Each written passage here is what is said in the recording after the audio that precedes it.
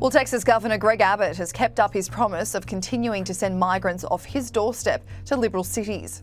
While there are 4 US states that sit on the border of Mexico, Texas's entire side is exposed on the borderline.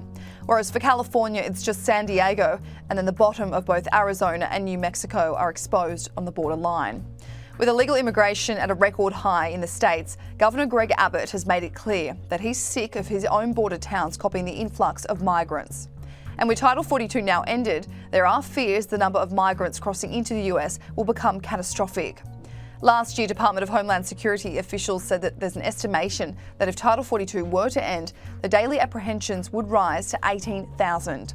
That could lead to 6 million migrants trying to enter the country every year, a big jump from the already record high of 2.3 million in 2022. The numbers have significantly climbed since 2020. The month of April this year alone saw over 211,000 encounters at the southwest land border.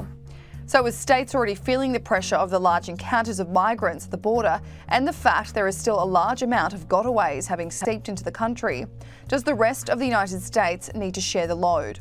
Governor Abbott took matters into his own hands and began busing migrants from Texas to other cities. These include New York City, Chicago, Washington DC and Philadelphia, all Democratic-run cities. However, today, Governor Abbott sent another busload off his doorstep to Denver in Colorado.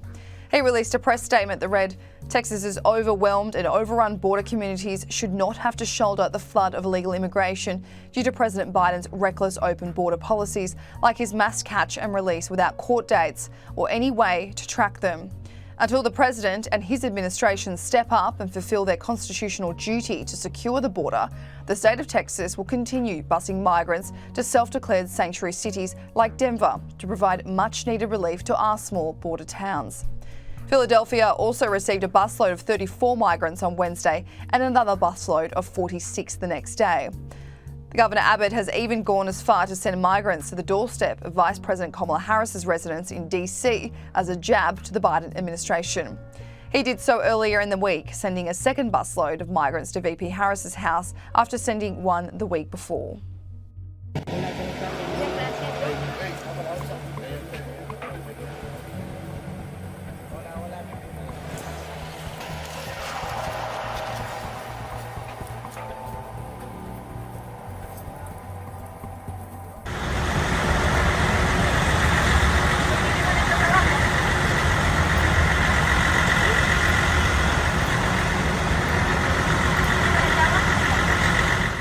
Now, since the end of Title 42, Governor Abbott and his team have been busy preparing for the predicted influx of migrants.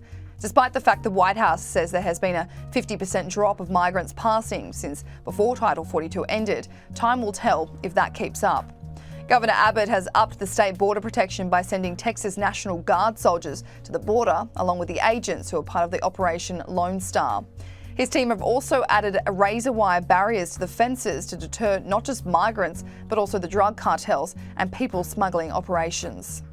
Texas National Guard and the Texas Department of Public Safety are now repelling illegal immigrants who are trying to cross the border. So it's causing the cartels to have to recalibrate what they're doing. They're holding tens, if not hundreds of thousands of people back, trying to figure out where and how to go as they cross the border. So it's just a chess match right now with the cartels. That said, one thing that we're doing as we speak is to add more National Guard and DPS officers on the front lines of the border, as well as add more of those razor wire border walls and fences to make sure that we're going to be able to prevent people from entering Texas illegally.